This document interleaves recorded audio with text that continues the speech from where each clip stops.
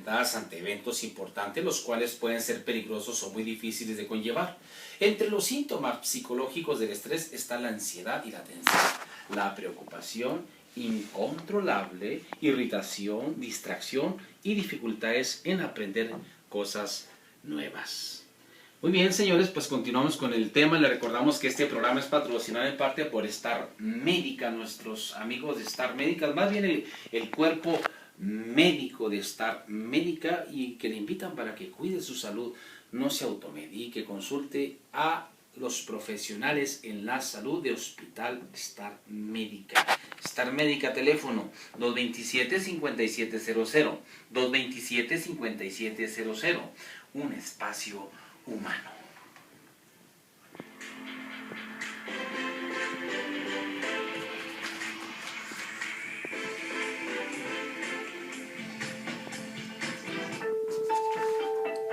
Nuestra intención es dar una explicación más a fondo de las enfermedades que consumen el organismo. Escuche comentarios y consejos con expertos en la materia. Nuestro equipo de Galemos expone el tema de hoy en Especialidades 860.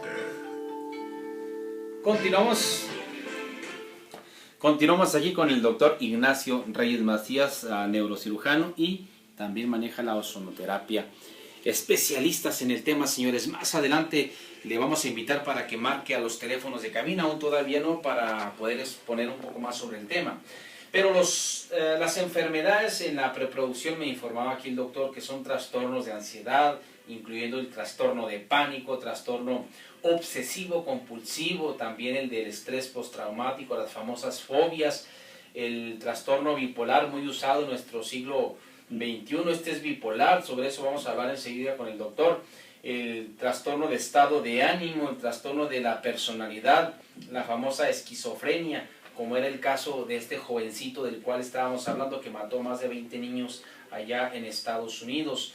Los trastornos psicomáticos, los cuales ya nos habló el doctor, y también lo de la ansiedad, el trastorno de pánico, el trastorno obsesivo compulsivo, trastorno de estrés postraumático, las fobias, etcétera, etcétera. Doctor, son muchos los temas que hay que tratar. Sé que no alcanza el tiempo para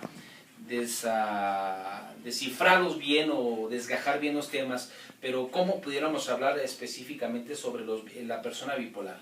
¿Quién es? El bipolar es aquel paciente que de pronto cambia mucho su estado de ánimo.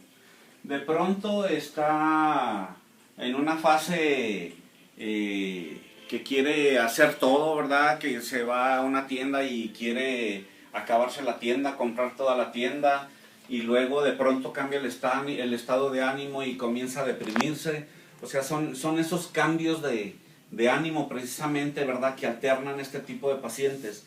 De pronto son personas muy agradables, de pronto no quieren saber nada del mundo. Es más o menos como este tipo de pacientes bipolares, ¿verdad? Ahora cualquier paciente, todos tenemos un poquito de bipolaridad en un momento dado, pero claro que hay estándares, ¿verdad? Cuando ya sobrepasamos, porque yo creo que todo mundo podemos tender un poquito hacia la depresión en un momento dado, todos podemos sentir cierta tristeza por que se nos murió nuestro perrito y andamos ahí un poquito melancólicos, ¿verdad?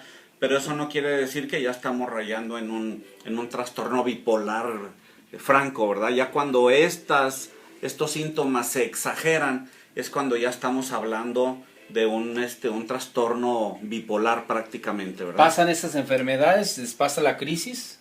Pasan las crisis, pero estas están continuas. O sea, hay que recordar que estas son enfermedades, ¿verdad? Obviamente esto no se quita, se pueden controlar con medicamento. Hay gente que toma toda su vida medicamentos. Hay quienes pueden en un momento dado controlar este tipo de enfermedades. Se pueden controlar alrededor de 1 año, 2 años, 3, 4 años, dependiendo. Y ya la misma persona va pues agarrando la onda, como decimos así, ¿verdad? De tal manera que logran ya controlarse y muchas veces ya hasta incluso sin medicamento. Pero la gran mayoría de estos pacientes, la gran mayoría, pues hay que estarse medicando pues prácticamente toda su vida. Hablamos, por ejemplo, en cuanto al síndrome de estrés postraumático, que también ahí decía, este síndrome lo vemos muy frecuentemente. Yo, dentro de mi profesión como neurocirujano, yo veo mucho paciente traumatizado, ¿verdad?, de cráneo. El cráneo, la cabeza, en los accidentes, llámese de cualquier tipo, sea un accidente laboral, sea un accidente de tráfico, sea un accidente en casa incluso. La cabeza en el 85% de los casos, en cualquier accidente, toma parte. ¿Qué quiere decir? Que la cabeza es la que se golpea más en cualquier tipo de traumatismo. Obviamente si tenemos una lesión moderada, severa en ese cerebro, la neuroquímica de lo que estábamos hablando, pues va a tener cambios. Aparte de que por el mismo tipo de trauma puede haber nada más edema cerebral, o bien puede haber contusiones edematosas que se llaman, se hincha el cerebro, pero también se vuelven hemorrágicas. Entonces ya hay un daño cerebral propiamente en ese cerebro. Y luego, ya que el paciente se recupera, hasta donde logra recuperarse de todo depende de la gravedad del traumatismo, son pacientes que van a quedar con miedos, pacientes que van a quedar con algo de ansiedad, pacientes que tienden a caer muy fácilmente en depresión, pacientes que van a tener trastornos del sueño, pacientes que van a tener dolor de cabeza, que se van a sentir mareados. Prácticamente lo que más se queja la gente. Entonces, a lo que llamamos el síndrome de estrés postraumático, y es postraumático pues derivado obviamente, como dice la palabra, después, ¿verdad?, de un trauma en la cabeza propiamente. ¿Qué es la esquizofrenia? La esquizofrenia, volvemos a decir, es una enfermedad mental donde el paciente sale de su realidad, ¿sí? Por ejemplo, el caso del niño él en un momento dado, por cualquier tipo de estrés que haya sufrido, familiar, el abandono del padre, el divorcio de los padres, no sabemos qué tipo de maltratos por la madre, por el padre o por el cuidador en un momento dado, son niños que comienzan a idear muchas cosas en su cabeza. Cuando ya se salen de la realidad, vamos a decir, si a un niño yo le compro un jueguito donde obviamente hay que estar matando, volvemos a lo mismo, ¿verdad? El niño sabe en un momento dado que es un juego, pero el niño de pronto comienza a hacerlo en su mente esto una realidad.